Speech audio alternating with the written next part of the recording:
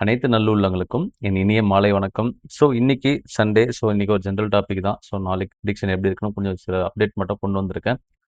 நான் yesterday market leave. அதுக்கு before டேவும் பார்த்தீங்கன்னா, நம்மளுக்கு எண்ட் ஆஃப் டே நல்ல ஒரு பெர்ஃபார்மன்ஸ் குடுத்துச்சு மார்க்கெட்ல. அகைன் பார்த்தீங்கன்னா, அன்னைக்கு நைட்டும் யுஎஸ் மார்க்கெட் நல்ல ஒரு பெர்ஃபார்மன்ஸ் குடுத்திருக்கு. அகைன் ஒரு 300 பாயிண்ட் கிட்ட மேல ஏறிட்டு இருந்துச்சு. அகைன் பார்த்தா நம்மளுக்கு மண்டே நேரத்துக்கான வாய்ப்பு ரொம்ப ரொம்ப அதிகம். ஒரு சில பங்குகள் நம்மளுக்கு ஆப்பர்ச்சுனிட்டி கிரியேட் ஆகும். அந்த சில பங்குகள் மட்டும் ஃபோக்கஸ் பண்ணணும். அத மட்டும் தான் இன்னைக்கு கொண்டு வந்திருக்கேன். ஃபர்தரா சின்ன சின்ன அப்டேட் வந்திருக்கு. அந்த அப்டேட்டும் உங்களுக்கு குடுக்குறேன். பொறுமையா அந்த வீடியோ பாருங்க. ஒரு சின்ன அனலைஸ் கிடைக்கும் உங்களுக்கு எல்லாருக்குமே. மண்டே ப்ரிடிக்ஷன் குடுக்கும்போது நான் கம்பல்சரி குடுக்குறேன். மண்டே ஆப்ஷன் ட்ரேட் எடுக்கிறவங்க, சப்போஸ் நீங்க கால் ஆப்ஷன் மேக்ஸிமம் ட்ரை பண்ணுங்க. கண்டிப்பா கால் ஆப்ஷன் ஏர்ன் பண்றதுக்கான வாய்ப்பு அதிகம். எல்லாருமே சொல்லுவாங்க 9:30லிருந்து ஒரு 10:30க்குள்ள நீங்க வந்து ஆப்ஷன் ட்ரை பண்ணுங்க சொல்றேன். என்ன பொறுத்தவரைக்கும் 9:15 மார்க்கெட் ஓப்பன் ஆகும். மார்க்கெட் ஓப்பன் ஆகும்போது நல்ல வாலிடிட்டி குடுத்திருப்பாங்க. நல்ல ஒரு அப் ட்ரெண்ட் மூவ்மெண்ட் இல்ல சப்போஸ் நல்ல டவுன் ட்ரெண்ட் மூவ்மெண்ட் கண்டிப்பா கிடைக்கும். அந்த பர்ட்டிகுலர் பீரியட்லயே பார்த்தீங்கன்னா, நீங்க தாராளமா கம்பல்சரி ஆப்ஷன் ட்ரை பண்ணுங்க. எனக்கு இதுவரையும் மிஸ் ஆனதே கிடையாது.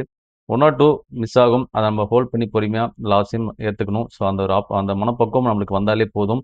ஆப்ஷன் பொறுத்தவரைக்கும் ரொம்ப ரொம்ப ரிஸ்க் அதிகம். நான் உங்களுக்கு ரொம்ப டீப்பா சொல்ல விரும்பல. ரொம்ப டீப்பா சொன்னோம்னா, அதுல நெறைய மணி ஏர்ன் பண்றேன்னு நெனச்சுப்பீங்க. அப்படி ஏர்ன் பண்றதுல ஒண்ணுமே கிடையாது. கரெக்ட்டா பிளான் பண்ணி நீங்க போட்டீங்கன்னா, அழகா எடுக்கலாம். இப்ப லாஸ்ட் நான் 2 கால் எடுத்தேன். ஒரு கால் நான் போய்டும் தான் நெனச்சேன். அந்த கால் பார்த்தீங்கன்னா, 24,000 கிட்ட நான் எடுத்திருந்தேன். ஜஸ்ட் 65 குவான்டிட்டி ரூ. 17 ட்ரேடிங் எடுத்தேன். ஸோ எண்ட் ஆஃப் டே பார்த்தீங்கன்னா, ஃப்ரைடே அன்னைக்கு நல்ல ஒரு வாலட்டிலிட்டி மார்க்கெட் ஏறிச்சு. ஆல்மோஸ்ட் ஒரு 461 பாயிண்ட் பார்த்தீங்கன்னா, அப் ட்ரெண்ட் மூவ்ல க்ளோஸ் ஆச்சு. ஒரு 900 கிட்ட வந்துச்சு. நான் அப்படியே செல் ஆஃப் பண்ணிட்டு வெளிய வந்தேன். அதுக்கு முன்னாளு மார்க்கெட் டவுன்ல இருந்துச்சு. அன்னைக்கு பார்த்தீங்கன்னா, நான் எடுத்த கால் பார்த்தீங்கன்னா, புட் ஆப்ஷன் எடுத்திருந்தேன். ஆல்மோஸ்ட் 23,000 கிட்ட புட் ஆப்ஷன் எடுத்திருந்தேன். ரூ. 4,600 ஸ்பெண்ட் பண்ணேன். எனக்கு ஏர்னிங் மட்டுமே பார்த்தீங்கன்னா, 1,500 கிட்ட வந்துச்சு. அத நான் அப்படியே குடுத்துட்டு வெளிய வந்தேன். ரிஸ்க் ரொம்ப ரொம்ப அதிகம். பிளான் பண்ணி உள்ள போகணும். அவசரப்பட்டு ஆப்ஷன் ட்ரேட் பொறுத்தவரைக்கும் அனலைஸ் இல்லாம உள்ள போகாதீங்க. கால் சப்போஸ் நான் மண்டே உங்களுக்கு கால்லயே குடுக்குறேன். அந்த கால் கரெக்ட்டா இருந்துச்சுன்னா எடுத்து பண்ணுங்க. இல்லன்னா உள்ள போக வேண்டாம். ரொம்ப ரொம்ப ரிஸ்க் அதிகம். ரிஸ்க் ரொம்ப எடுத்தா மட்டும் தான் ரிவார்ட்ஸ் ரொம்ப கிடைக்கும். அதுக்கேத்த மாரி பிளான் பண்ணிட்டு உள்ள போங்க. அவசரப்பட்டு எல்லாரும் சொல்றாங்கன்னு சொல்லிட்டு உள்ள போகாதீங்க. மார்க்கெட் ப்ரிடிக்ஷன் பாருங்க. மார்க்கெட் எப்படி இருக்கு? இந்த வாலட்டிலிட்டி எப்படி போகுது? அப் ட்ரெண்ட் மூவ்மெண்ட்ல இருக்கா? லோ ட்ரெண்ட்ல இருக்கான்னு பார்த்துக்கங்க. நீங்க எடுக்கிற கால் அதே மாரி பார்த்தீங்கன்னா, கிளியரா பார்த்தீங்கன்னா, அந்த கேண்டில் ஸ்டிக் எடுத்துக்கங்க. இன்னைக்கு ஒன் டே கேண்டில் ஜஸ்ட் ஒரு 5 மினிட்ஸ் ஹோல்ட் பண்ணி பாருங்க. அடுத்த கேண்டில் என்ன மூவ்மெண்ட் போக போகுது? பிஃபோர் கேண்டிலோட 50% கிட்ட ஈக்குவலா இருக்கான்னு பார்த்துக்கிட்டு ஆப்ஷன் ட்ரேட் உள்ள போங்க. ஜெனரல் ஒரு அப்டேட் குடுக்கணும்னு நெனச்சேன். நான் குடுத்துட்டேன் இன்னைக்கு. இன்னைக்கு ஃபர்ஸ்ட் ஒரு நியூஸோட உள்ள போகலாம். என்ன நியூஸ் பார்த்தீங்கன்னா, ஏத்தர் எனர்ஜி பார்த்தீங்கன்னா, 2,500 கோடி வந்து நிதி திரட்டுறதுக்காக அவங்க QIPன்னு QIPன்னு ஒன்ற அனௌன்ஸ் பண்ணியிருக்காங்க. அது ஆக்சுவலா QIPன்னா என்னன்னு பார்த்தீங்கன்னா, அதையும் நான் கொண்டு வந்திருக்கேன் டீட்டெயில்னு. So qualified institutional placement. இந்த மூலமா உங்க பத்திரத்த அனௌன்ஸ் பண்ணி, அதன் மூலியமா நிதி திரட்டுறாங்க. அவங்களுடைய வளர்ச்சிக்கும் சரி, அடுத்தது அப்டேட்க்கும் அவங்களுக்கு தேவைப்படும் அந்த அமௌண்ட். அதனால பார்த்தீங்கன்னா QIP கொண்டு வந்திருக்காங்க. QIP பார்த்தீங்கன்னா, வர 12th ஜூன் 12th அன்னைக்கு வந்து இத அனௌன்ஸ் பண்றாங்க. நீங்க வந்து இந்த பாண்டா வாங்கலாம். பாண்ட்ல நீங்க ஃபாரின்ல இருக்கும் வாங்கலாம். இங்க இந்தியால இருக்கவும் வாங்கலாம். அதுக்காக அவங்க வந்து நிதி திரட்டி அவங்களுடைய கம்பெனிய டெவலப் பண்றதுக்காக இத பிளான் பண்ணியிருக்காங்க. பிளான் பண்ணிட்டு, இது உள்ள நம்ம போகலாமா? வேணாமான்னு யோசிச்சு பண்ணுங்க. ஒரு சிலர் அமௌண்ட் வந்து ஃபிக்ஸடா வேணும். அந்த ஃபிக்ஸட் அமௌண்ட் வச்சு அதுக்கான இன்ட்ரெஸ்ட் வேணும் நினைக்கிறவங்க, நீங்க பாண்ட்ல இன்வெஸ்ட் பண்ணுங்க. பாண்ட் ஒரு செக்யூர். செக்யூர்க்காக அந்த ஆப்ஷன் நான் சொல்றேன். அதிலேயே உங்களுக்கு என்ன பெர்சன்டேஜ் இன்ட்ரெஸ்ட் குடுக்குறாங்க, என்ன பீரியட் வரையும் உங்களுக்கு குடுத்துருக்காங்க, 1 இயரா, 2 இயரா, அந்த கால பீரியட் குடுத்துருப்பாங்க. அதுக்கான இன்ட்ரெஸ்ட் பேமெண்ட் அமௌண்ட் எல்லாமே உங்களுக்கு கிளியரா அதிலேயே காட்டும்.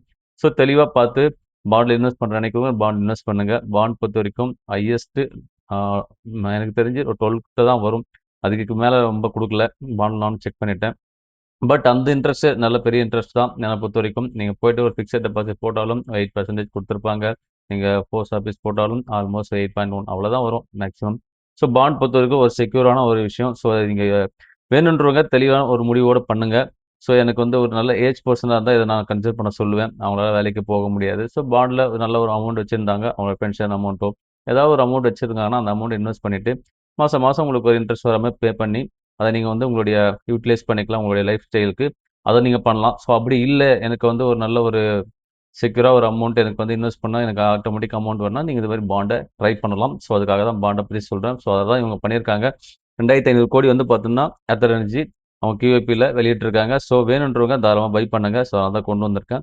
இன்னைக்கு அடுத்த நியூஸ் பார்த்தீங்கன்னா, நாளைய பங்குச்சந்தையில பார்த்தா பரபரப்பை எடுத்தும் ஃபார்மா பங்குன்னு ஒண்ணு குடுத்துருக்கேன். என்ன ஃபார்மா பங்குன்னு பார்த்தீங்கன்னா, சுதர்ஷன் ஃபார்மா நிறுவனம் பார்த்தீங்கன்னா, வெறும் இப்போ 50 ரூபா கிட்ட ஏறணும் ஒரு வாய்ப்பு குடுத்துருக்காங்க. அந்த ஆப்ஷன் போகுமான்னு தெரியல. பட் மார்க்கெட் பாருங்க. அவசரப்பட்டு இந்த மாரி பங்குலாம் போயிட்டு புடிச்சு லாஸ் ஆக விரும்பாதீங்க. அமௌண்ட் கம்மி தான். ஸோ பெரிய அமௌண்ட் இல்ல. இன்னைக்கு வந்து பார்த்தீங்கன்னா, ஆல்மோஸ்ட் 35 கிட்ட இருக்கு. ஆல்ரெடி லாஸ்ட்டு க்ளோசிங் பார்த்தீங்கன்னா, ரூ. 35.7 கிட்ட ஏறியிருக்கு. ஸோ 1.80% ஏற்றத்த குடுத்துருக்கு. ஸோ இதெல்லாம் போய் பங்கு போய் வாங்கணும்னு நினைக்காதீங்க. மார்க்கெட்ட பார்த்துட்டு உள்ள போங்க. ஆல்மோஸ்ட் இதெல்லாம் இன்ட்ராடே பண்றதுக்கான வாய்ப்பும் அதிகமா இருக்கு. ஸோ நெறைய பல்க் டீல் போடுறதுக்கான வாய்ப்பும் இருக்கு. யோசிச்சு முடிவெடுங்க. ஸோ நம்மளுக்கு பங்கு சீப்பா கிடைக்குதுன்னு சொல்லிட்டு உள்ள போயிட்டு மாட்டிட்டீங்கன்னா, அவங்க வாங்கிட்டு வித்துட்டு போயிடுவாங்க. நம்ம லாஸ்ட்ல போய் மாட்டிப்போம். ஸோ தெளிவா முடிவெடுத்து அனலைஸ் பண்ணி உள்ள போங்க. ஸோ ஜஸ்ட் ஒரு அனலைஸ்க்காக கொண்டு வந்திருக்கேன் சுதர்ஷன் ஃபார்மாவ. ஸோ நாளைக்கு மார்க்கெட் ஓப்பன் ஆகும்போது நான் ஃபர்தரா என்ன அப்டேட் நான் குடுக்குறேன். ஸோ இதுக்கப்புறம் நான் சாட்டர்டே, சண்டே பிளான் பண்றேன். ஒரு ஜெனரல் டாபிக் உங்களுக்கு குடுக்கறதுக்காக ஒரு பேசிக் அனலைஸ் உங்களுக்கு தெரியணும். ஸோ என்ன விஷயம் இருக்குன்னு. ஸோ மண்டே உங்களுக்கு ப்ரிடிக்ஷன் நான் காலையிலேயே குடுத்துறேன். ஸோ ஆப்ஷன் ட்ரேட் போறவங்க முன்னாடியே ஒரு 9:25க்குள்ள 9:25 இல்ல 9:30க்குள்ள நான் உங்களுக்கு அப்டேட் பண்ணிடுறேன். தெளிவா அப்டேட் பண்ணி உங்களுக்கு குடுத்துடுறேன். வீடியோ மாரி போடுறேன். ஜஸ்ட் நீங்க பார்த்துட்டு அதுக்கப்புறம் நீங்க கால் எடுக்கணுமா வேணாமான்னு பார்த்து முடிவெடுங்க. அவசரப்பட்டு எதுவுமே நீங்க போயிட்டு பண்ணாதீங்க. ஸோ அதுக்காக தான் கொண்டு வந்திருக்கேன். நாளைக்கு சுதர்ஷன் ஃபார்மாவ ஜஸ்ட் வாட்ச் பண்ணுங்க. பங்கு எப்படி ஏறுதுன்னு பாருங்க.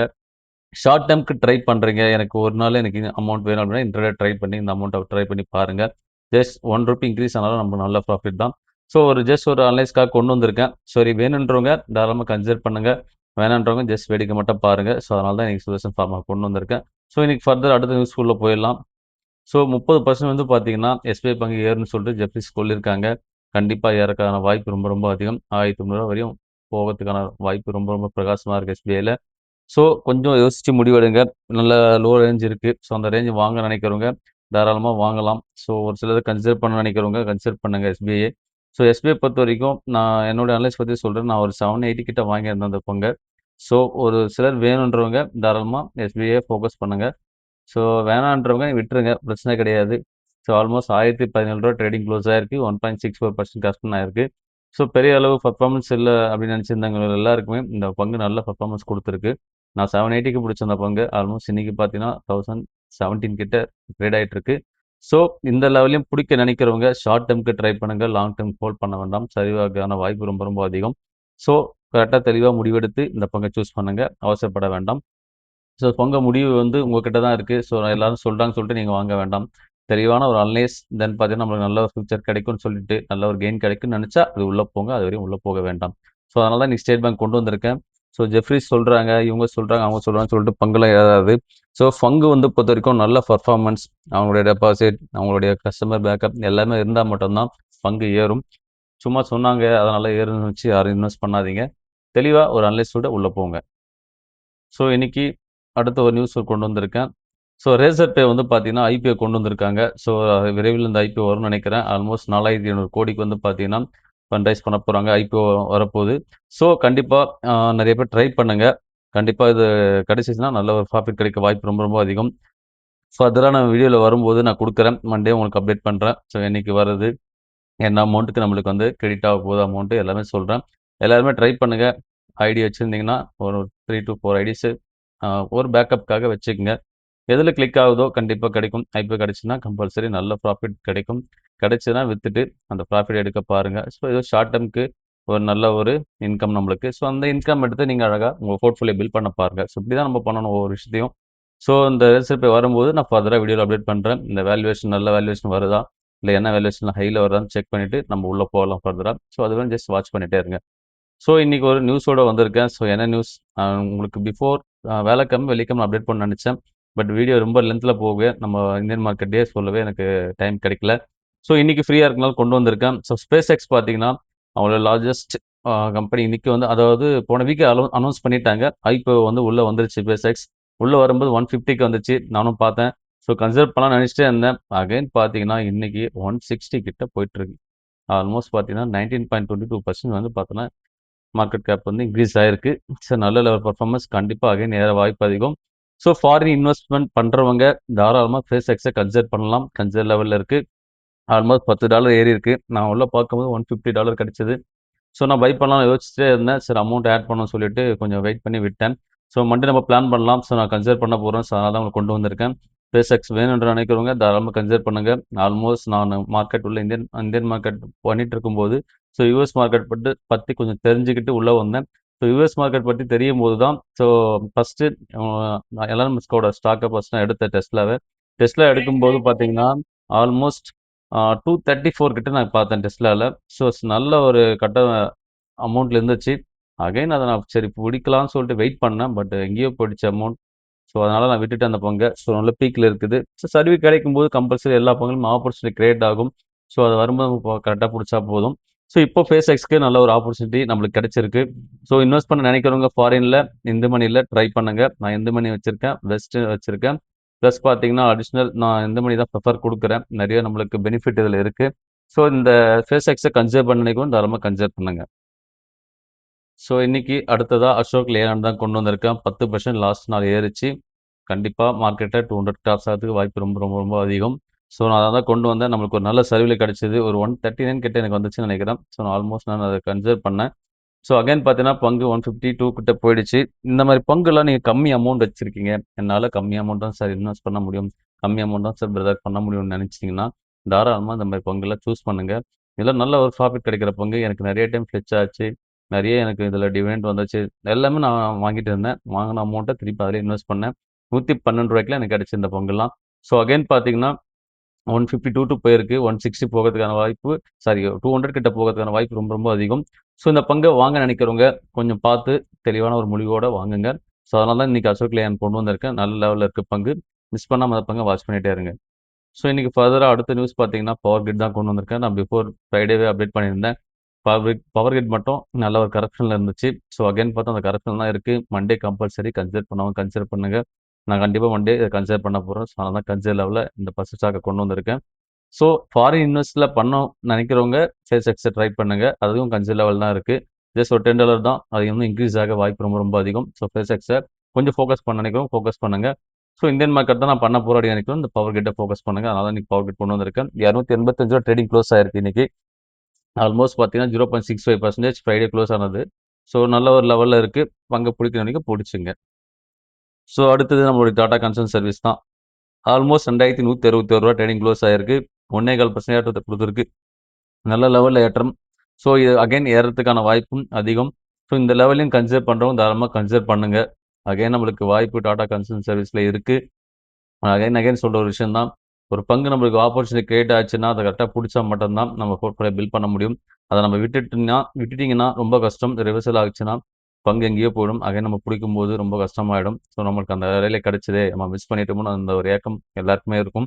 ஸோ நல்ல லெவலில் பங்கு இருக்குது. டிசிஎஸ்ஸை ஃபோக்கஸ் பண்ண நினைக்கிறேன். தாராளமாக ஃபோக்கஸ் பண்ணுங்கள். ஸோ அடுத்தது கன்சல்ட் லெவலில் ரிலையன்ஸ் கொண்டு வந்திருக்கேன். 1300க்குள்ளே வாங்க சொல்லியிருந்தேன்.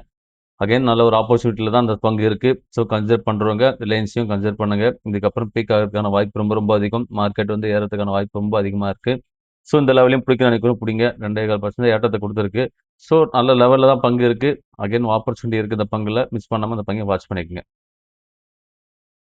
ஸோ இன்றைக்கி கடைசி பங்காக பார்த்தீங்கன்னா டாடா கன்சூமர் ப்ராடக்ட் கொண்டு வந்திருக்கேன். ஆல்மோஸ்ட் ₹1101 வந்து வெள்ளிக்கிழமை வந்து ட்ரேடிங் க்ளோஸ் ஆயிடுச்சு. ஸோ 1100 கீழே கட் ஆச்சுன்னா கம்பல்சரி கன்சூமர் ப்ராடக்ட்டை இந்த பங்கை நீங்கள் கன்சிடர் பண்ணலாம். ஸோ கன்சூமர் ப்ராடக்ட் பொறுத்த வரைக்கும் கம்பல்சரி நல்லா லாங் டேர்முக்கு ஹோல்ட் பண்ணுங்கள். நல்லா ப்ராஃபிட் கெயின் எல்லாமே கிடைக்கும், டிவிடெண்ட் கிடைக்கும். ஸோ அதனால தான் இந்த பங்கை கொண்டு வந்திருந்தேன். ஸோ இந்த பங்கை நீங்கள் கரெக்டாக ஹோல்ட் பண்ண பாருங்கள். அவசரப்பட்டு விற்க வேண்டாம். நல்ல லெவல் வரும்போது அப்படியே நீங்கள் கமெண்ட் பண்ணிகிட்டே இருங்க. அதாவது இன்க்ரீஸ் பண்ணுங்கள். உங்களுடைய அந்த ஸ்டாக்கை வந்து இப்போ 10 ஸ்டாக் வச்சிருக்கீங்கன்னா அகைன் நல்ல லெவல் வரும்போது நல்ல டிஃப்ரென்ஸ் கிடைக்கும்போது 10 20 மாற்றுங்க. அப்படி தான் நம்ம போர்ட்ஃபோலியோ பில்ட் பண்ணிகிட்டே போக முடியும். அப்போ தான் நல்ல கெயின் கிடைக்கும் நம்மளுடைய போர்ட்ஃபோலியோவில். ஸோ இதுக்காக தான் நான் டாடா கன்சூமர் ப்ராடக்ட் கொண்டு வந்திருக்கேன். ஸோ நம்ம எல்லா லெவல்லையுமே கன்சிடர் கொடுத்தோம். ஸோ நல்ல பங்குகள் எல்லாமே மேலே ஏறி இருக்கு. நம்ம கொடுத்த ஒரு பங்கும் சரிவில் இல்லை. எல்லாமே நல்ல ஒரு பீக்கில் தான் இருக்குது. டிசிஎஸ் தவிர்த்து டிசிஎஸும் நல்ல சப்போர்ட்டில் இருக்குது. ஸோ வாங்க நினைக்கிறவங்க அதிகம் வாங்கிடுங்க. ஸோ மிஸ் பண்ணிங்கன்னா அகைன் நம்மளுக்கு கிடைக்காத வாய்ப்பு ரொம்ப ரொம்ப கம்மி. கொஞ்சம் பொறுமையாக இருக்கணும். அகைன் ஏதாவது ஒரு இஷ்யூ வந்துச்சுன்னா மட்டும்தான் மார்க்கெட் சரிவு காரணம். ஸோ இல்லை ட்ரம்ப் ஏதாவது பண்ணால் மட்டும்தான் மார்க்கெட் சரியறதுக்கான வாய்ப்பு ரொம்ப ரொம்ப அதிகம். ஸோ பிளான் பண்ணிவிட்டு எல்லாமே தெளிவான ஒரு அனலைஸோட முடிவெடுத்து எல்லாருமே நல்ல ஒரு பிஸ்னஸ் பண்ணுற மாதிரி பிளான் பண்ணி பண்ணுங்கள். ஸோ இதை பொறுத்த வரைக்கும் ஒரு புரிதல் வேணும். புரிதல் இல்லாமல் பண்ணிங்கன்னா கண்டிப்பாக லாஸ் ஆக ரொம்ப ரொம்ப வாய்ப்பு அதிகம். ஸோ நண்பர்களுக்கு சொல்கிற ஒரு விஷயம் தான். ஸோ நம்மளோட சேவிங் அமௌண்ட்டை இந்த மாதிரி நல்ல நல்ல ஒரு ஷேரில் போட்டு நம்ம அதை கரெக்டாக க்ரோத் பார்த்துட்டே இருந்தால் மட்டும்தான் நம்மளுக்கு ஃப்யூச்சரில் நல்ல ஒரு பெனிஃபிட் கிடைக்கும். நீங்கள் எந்த சேவிங் இல்லாமல் எந்த விஷயமும் பண்ண முடியாது. நம்ம கையில் காசு இருந்தால் மட்டும்தான் நம்மளுக்கு பிடிச்ச பொருளை வாங்க முடியும். கையில் காசு இல்லாமல் ஆசையை மட்டும் வச்சு ஒன்றும் பண்ண முடியாது. தெளிவான புரிதல், தெளிவான அனலைஸ் எல்லாமே வச்சுக்கிட்டு டைவர்சிஃபிகேஷனோட 4 பக்கமும் நம்மளோட சேர்க்கை வச்சுனா மட்டும்தான் கம்பல்சரி நம்மளுடைய போர்ட்ஃபோலியோவும் சரி, நம்மளுடைய ஃபியூச்சர் நல்லாயிருக்கும். ஸோ எல்லா சைட்லயுமே ஃபோக்கஸ் பண்ணுங்க. ஒரு எஸ்ஐபி ட்ரை பண்ணுங்க, கோல்டு இன்வெஸ்ட் பண்ணுங்க, பாண்ட் ட்ரை பண்ணுங்க, மியூச்சுவல் ஃபண்ட் ட்ரை பண்ணுங்க. ஸோ இது எல்லாத்தையுமே நீங்க ஒரு 4 விஷயமா பிரிச்சு ஒவ்வொன்றிலும் நீங்க இன்வெஸ்ட் பண்ணியிருந்தீங்கன்னா, கம்பல்சரி ஏதாவது ஒண்ணு உங்களுக்கு கை கொடுக்கும்.